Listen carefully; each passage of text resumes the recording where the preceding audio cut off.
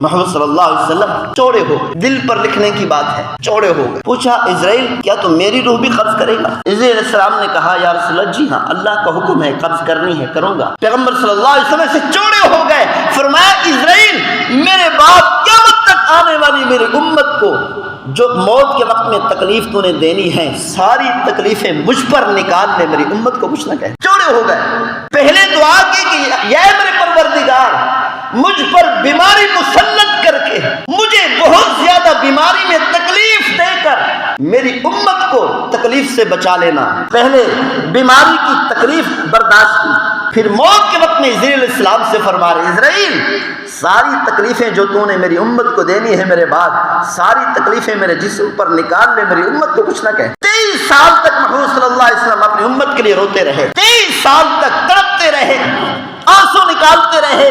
23 سال تک امی صدیق رضی اللہ عنہ کیا فرماتی کہ اکثر پیغمبر صلی اللہ علیہ وسلم کئی گھنٹوں کا لمبا سجدہ فرماتے تھے، اور اس لمبے سجدے کے اندر کیا مانگتے؟ اپنی اولاد کے لیے، اپنی ذات کے لیے نہیں، قیامت تک آنے والی گنہگار امت کے لیے مانگتے۔ کیا ہو گیا اس امت کو؟ افسوس کہ آج اسی نبی کا امتی تاجر کہتا ہے تمہیں کماؤں گا کہاں سے؟ اگر میں جھوٹ نہ بولوں، اسی امت کا افسر کہتا ہے، ملازم کہتا ہے کہ میں رشوت نہ لوں، اپنے بچوں کا پیٹ کہاں سے پالوں؟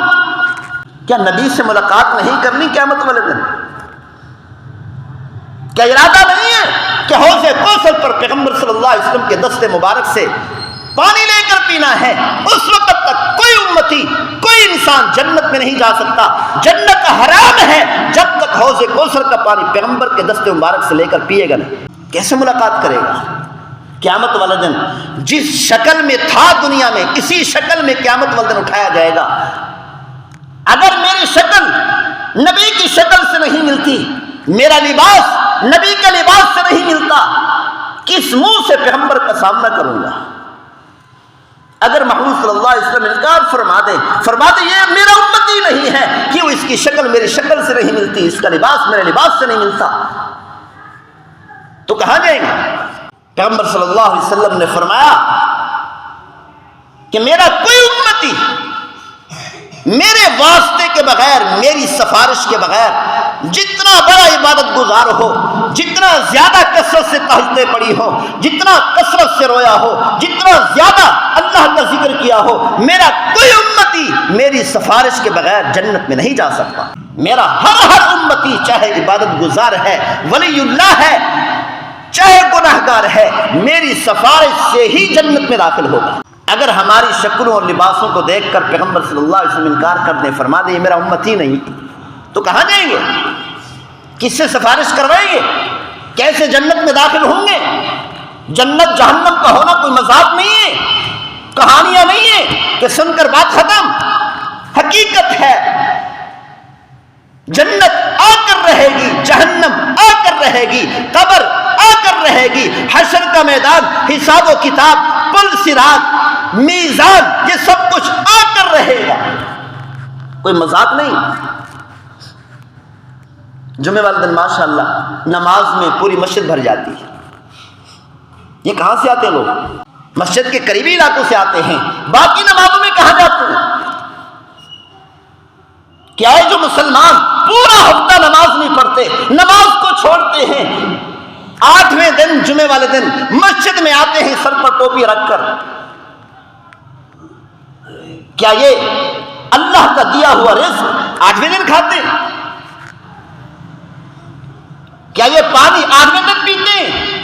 صرف 8ویں دن جمعہ کی نماز پڑھنے والے مسلمان کیا اپنی آنکھوں سے جو اللہ نے آنکھ جیسی نعمت اور دولت عطا کی، آنکھوں سے 8ویں دن دیکھتے ہیں، کانوں سے 8ویں دن سنتے ہیں؟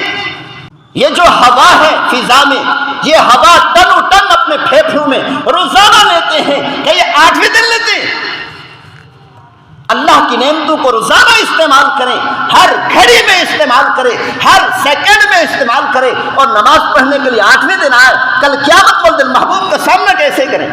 پیغمبر صلی اللہ علیہ وسلم نے ایک مرتبہ فرمایا عائشہ بھوک بڑی لگی ہے، عائشہ بھوک بڑی لگی ہے، عائشہ بہت بھوکا ہوں، بھوک ستا رہی، بھوک کی شدت کی وجہ سے پیغمبر صلی اللہ علیہ وسلم کا چہرہ مبارک زرد ہو چکا، ممبر پر تشریف لائے مسجد نبوی میں. کعب رضی اللہ تعالیٰ عنہ صحابی نے عرض کی یا رسول اللہ بی ابی و امی، میرے ماں باپ آپ پر قربان ہو، اے اللہ کے محبوب کیا ہوا آپ کو کہ آپ کا چہرہ تکلیف کی وجہ سے زرد پڑ چکا ہے؟ پیغمبر صلی اللہ علیہ وسلم نے فرمایا کعب اس ذات کی قسم جس ذات نے مجھے حق دے کر بھیجا ہے 3 دن ہو چکے ایک لقمہ بھی اندر نہیں کیا. عبداللہ بن عمر رضی اللہ عنہما پیغمبر صلی اللہ علیہ وسلم کے ساتھ جا رہے ہیں، ایک باغ میں پہنچے، کھجوروں کا موسم تھا، نیچے کھجور گری پڑی تھی. پیغمبر صلی اللہ علیہ وسلم نے نیچے سے کھجور اٹھائی، صاف کر کے کھانا شروع کر دی. فرمایا عبداللہ تو نہیں کھاتا؟ کیا فرمایا؟ عبداللہ تو نہیں کھاتا؟ عرض کی یا رسول اللہ مجھے بھوک نہیں ہے. پیغمبر صلی اللہ علیہ وسلم نے فرمایا عبداللہ 3 دن ہو چکے اور یہ 4تھا دن ہے کہ ایک لقمہ بھی میرے منہ کے اندر نہیں گیا سوائے اس کھجور کے.